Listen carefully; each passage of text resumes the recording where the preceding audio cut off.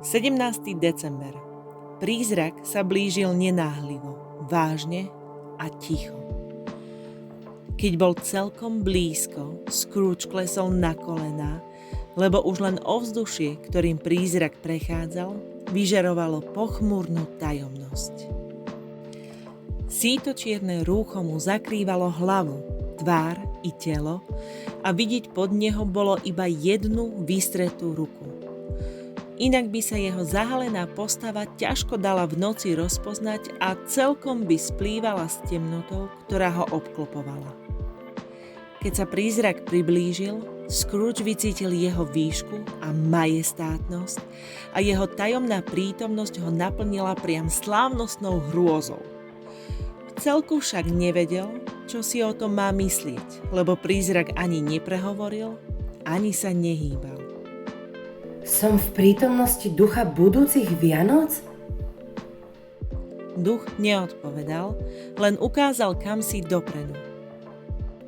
Chceš mi ukázať vidiny udalostí, ktoré sa ešte len majú stať v budúcnosti?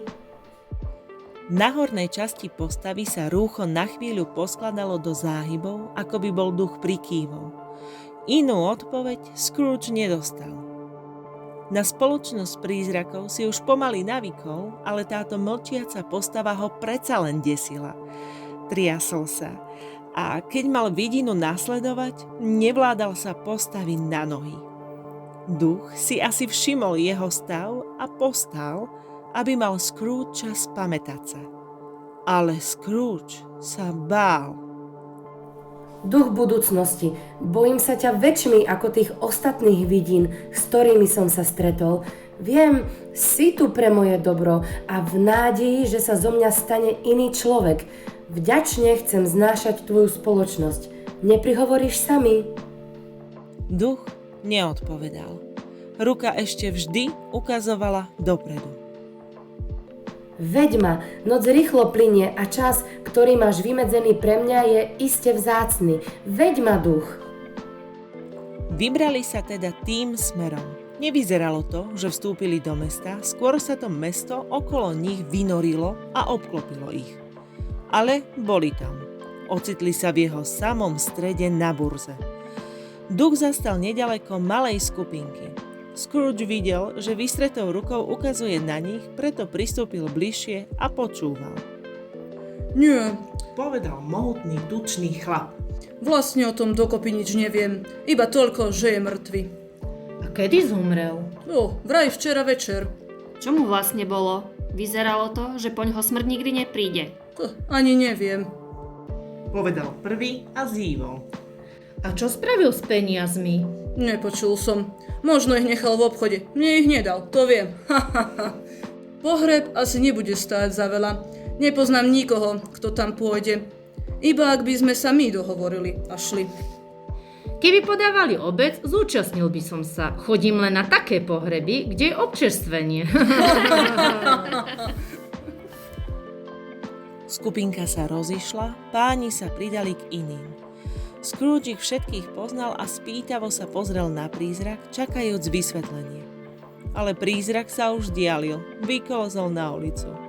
Jeho prst ukazoval na dve osoby, ktoré sa práve stretli a Scrooge sa opäť prikmotril a počúval, či sa od nich nedozvie, o čo ide. Aj týchto dvoch poznal dobre. Boli to veľmi bohatí a významní obchodníci. Čo máš nové? A ty? Počul si, že sa ten starý skúpaň konečne dostal tam, kam patrí? Počuj, ale prituhuje, čo? Veď sú Vianoce, ako ináč? Chodíš sa korčulovať? Nie, to nie je pre mňa. Tak dovidenia. Viac nepadlo ani slovo. Scrooge sa už aj čudoval, prečo ho duch upozorňuje na také všedné rozhovory, ale cítil, že asi je v tom nejaký skrytý zmysel a začal hútať. Sotva sa dalo predpokladať, že by išlo o jeho nebohého spoločníka Jacoba.